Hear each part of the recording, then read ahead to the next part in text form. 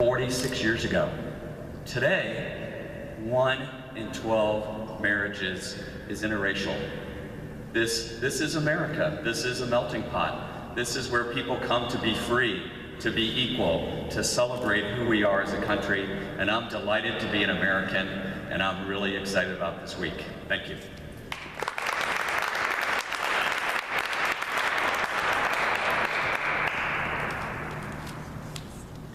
Good afternoon, I'm Rebecca Turner. I am a minister of the Christian Church Disciples of Christ and the United Church of Christ. And I am the executive director of Faith Aloud, whose mission is to overcome the religious stigma of sexuality. And as the director of that organization, I represent over 6,000 people around the state of Missouri and around the country who are all determined that everyone should have equal rights under the law, because we know we already are equal in the eyes of God. I remember the words under which this country was founded. We hold these truths to be self-evident, that all men are created equal. Self-evident. And yet for hundreds of years, we keep making laws about the exceptions to that overall rule. We keep saying, except for these people or these people, and it has been our challenge now for hundreds of years to strike down those exceptions and to say no exceptions. Everyone is equal in this great nation.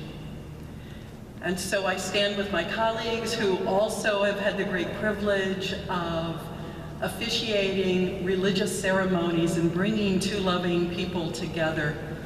And having done that, knowing I was actually doing so against the law of this state, and yet proud anyway to unite them in holy marriage.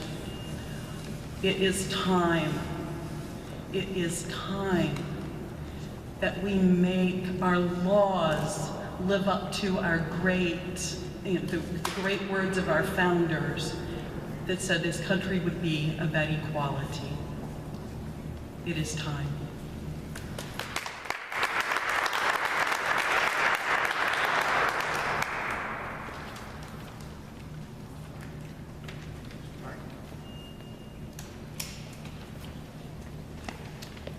Hi, my name is Michael Cole, and I'm with the Lawyers for Equality.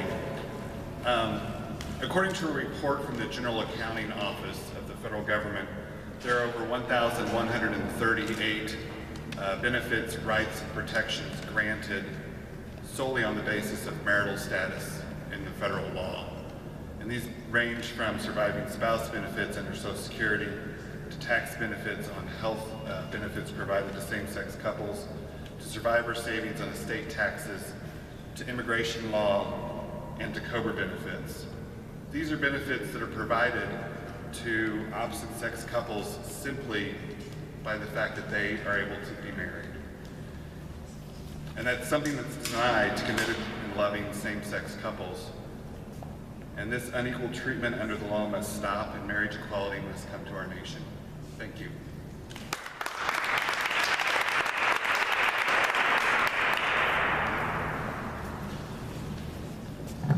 I graduated from high school here.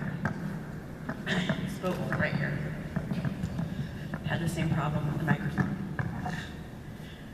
My name is the Reverend Teresa Danley. I'm the pastor of St. John's Episcopal Church in Tower Grove, and I'm also the treasurer of Faith Aloud, the national organization that Becky is our executive director of.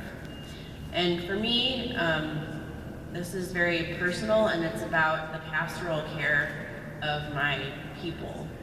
I mean, yes, we've already talked about the civil rights and the reasons for equality, but right now I have someone in my congregation who's dying.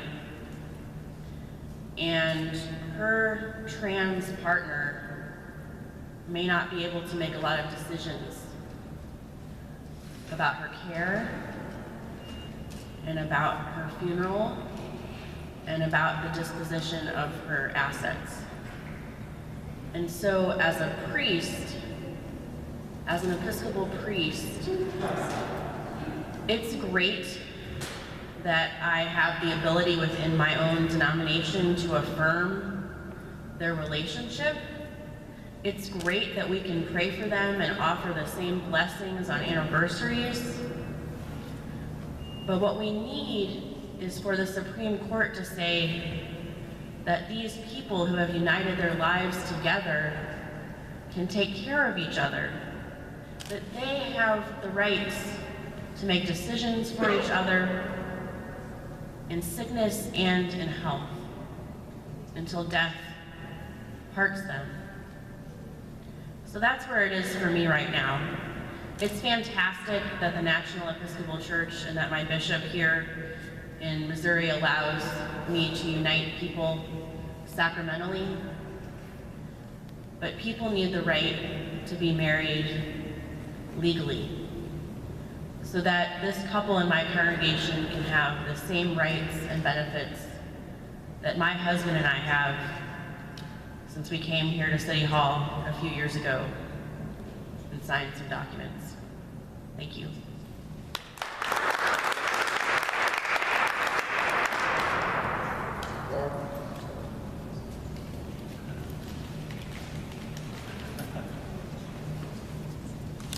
Hi everyone, my name is Barbara Woodruff and I'm Secretary-Treasurer of Stonewall Democrats.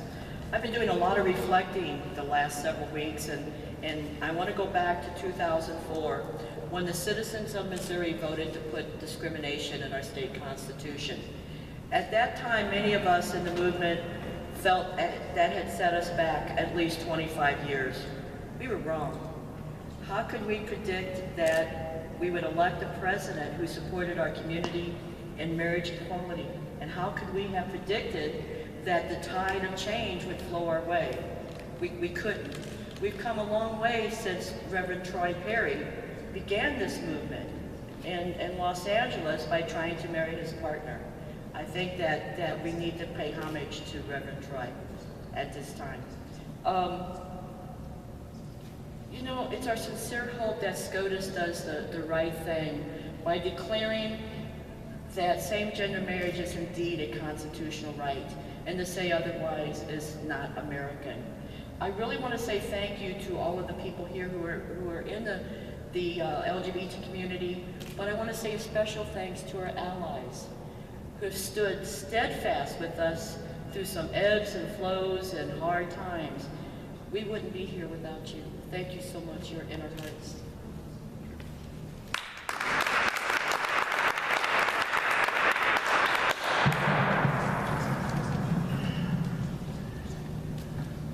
Good afternoon. My name is Adolphus Pruitt. I'm the president of the St. Louis branch of the NAACP.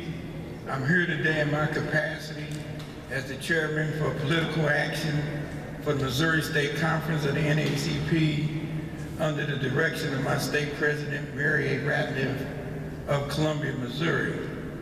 I think it's been well documented that nationally, the NAACP and its support for the issue as it relates to marriage equality.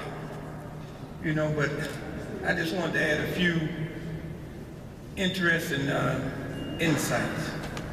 You know, it's funny that in this country, I got the freedom to assemble, freedom to bear arms, freedom to worship any way I want, freedom to go to school I want to, freedom to live wherever you want, even freedom of information.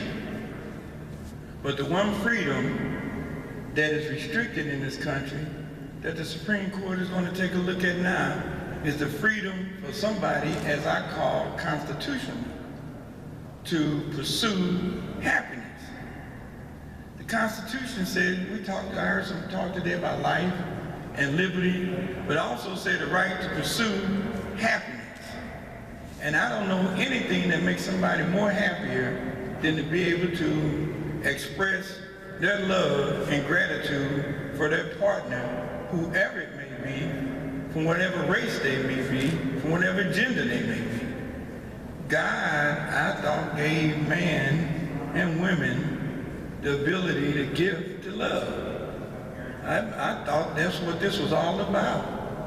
And now we want to take that away and restrict somebody's ability to love somebody else and to codify that love in whatever means they think or that they so desire. And if that desire is in the form of a partnership that provides for a contract of marriage, I think the Constitution, I think the Founding Fathers, when they talked about the pursuit of happiness, I think it included it. I honestly do. The one thing I will say in closing is that, you know, the NAACP, and in case you didn't notice, I'm black. We know a little bit about the denial of equal rights. We know a little bit about bias. We know a little bit about discrimination. We know a little about impediments on one's ability to be free in this country. So we need to make sure it's real clear.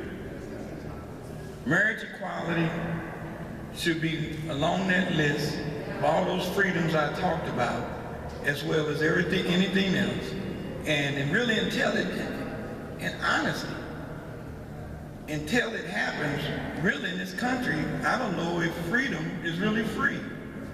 There's a big question about whether freedom is really free in this country if they want to take away one's ability to love somebody the way they want and enter into a contract with them. So I think the Supreme Court will probably do the right thing, but I will tell you this.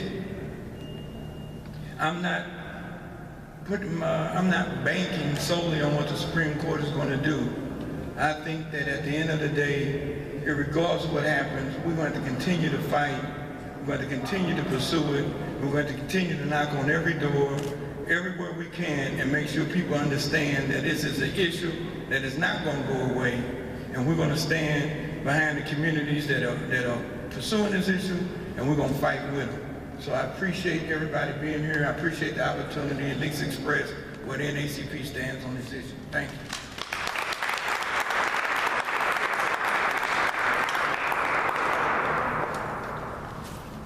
I'm here again to read a statement that was written by Karen Oresti on behalf of the Anti-Defamation League of B'nai B'rith, a Jewish organization that works for the civil rights of all peoples. It says the Anti-Defamation League has a long-standing commitment to protecting civil rights, particularly those that affect the lesbian, gay, bisexual, and transgender community. These include addressing discrimination, hate crimes, and most recently, marriage equality. Earlier this month, the Anti-Defamation League brought together a broad coalition of organizations representing diverse faiths, traditions, and cultures, urging the United States Supreme Court to reject efforts to impose one particular religious understanding of marriage into law. The coalition was created in support of the filing of 2 amicus briefs in 2 pending cases, Hollingsworth versus Perry, which challenges the constitutionality of Proposition 8, the California ballot measure which restricted marriage to only opposite-sex couples, and United States versus Windsor on the constitutionality of Section 3 of the 1996 Defense of Marriage Act, otherwise known as DOMA. The coalition needed to be enormously diverse, both in religious and cultural structures. In Windsor, we argue that religious views of marriage should not be kept distant from a civil understanding of marriage. The ill-conceived and discriminatory 1996 law flouts this long-standing constitutional principle by codifying one particular religious understanding of marriage into federal law. In Perry, we urge the court to land on the right side of history. Christopher Wolf, ADL's National Civil Rights Chair, has stated, time and time again, religious and moral disapproval as a basis for discriminatory laws has been rejected by the Supreme Court. The court needs only to look at its decisions ending slavery, segregation, interracial marriage bans, and laws restricting women's roles in public life to reach the right conclusion. The original purpose behind DOMA was to express religious and moral condemnation of gay and lesbian people. This is simply not a legitimate interest for government. And the statement goes on to list 26 organizations, Jewish, Christian, Hindu, secular and cultural organizations that signed on to this brief that will be part of these 2 very important Supreme Court cases. Thank you.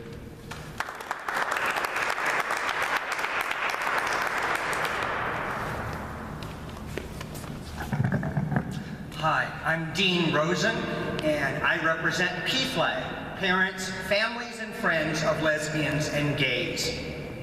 My son Adam came out when he was 16, and he dragged me to our first PFLAG meeting. I didn't think I needed it, but I would probably not be the activist I am today. Because as a youth, my son dreamed, I would have just accepted life the way it is, but he was young and he dreamed of the world, how it could be and how it should be. And he taught me the importance of fighting for those dreams. And PFLAG believes in equality and moving equality forward for the LGBT community. We are a national organization with 350 chapters, and we have chapters in Missouri, in Kansas City, Springfield, Columbia, St. Louis, and St. Charles. We are helping families take that journey. And it's a wonderful experience watching families as they become educated and aware. They learn to embrace the very differentness of their LGBT child and support and celebrate that difference. And I've watched families celebrate the marriages and the weddings of their LGBT children, and it's beautiful. One thing I've learned, that change takes place from the bottom up and the top down. We've already won the hearts and minds of a majority of Americans, changing them from the bottom up. Now it's time to make the changes from the top down.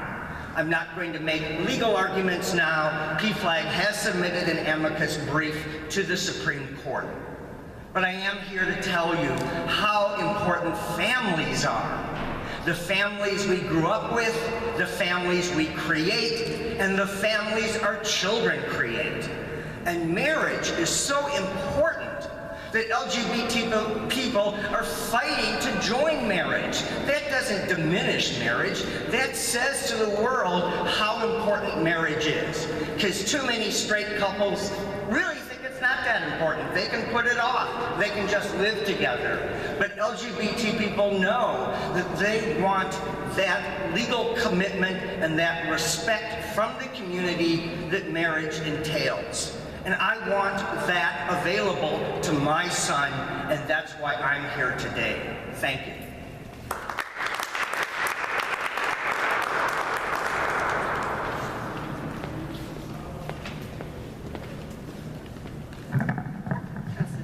Can somebody help me get this a little lower? Hey, can you help me get this a little lower? Oh, okay. Thanks. Good afternoon. Wow. My name's Joan Lipkin, and I'm the artistic director of that Uppity Theater Company, and it is a real honor to be here at City Hall in St. Louis. As the late, great civil rights activist Bayard Rustin said, and Bayard was born over 100 years ago, every community needs an angelic band of troublemakers. And that is who we are. I say angelic because even though we have law, history tells us that our laws are not always right. And so we must prevail, we must have courage, and we must do what we know is the right thing. This is that moment. About 2 years ago, I wrote and directed a play called The State of Marriage about the marriage equality bus that Ed Reggie and Scott Emanuel put together to help St. Louis couples take that long trip on the bus to Iowa to get married, only to return to St. Louis where it is not legal. The theater has always been a place where we challenge the status quo, where we dream what the possibilities are, we act out our deepest desires and concerns, and we have a collective conversation.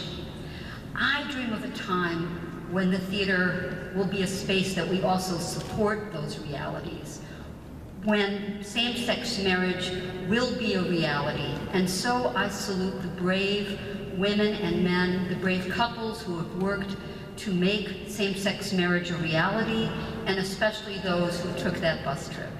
Thank you, and let us hope that justice will prevail.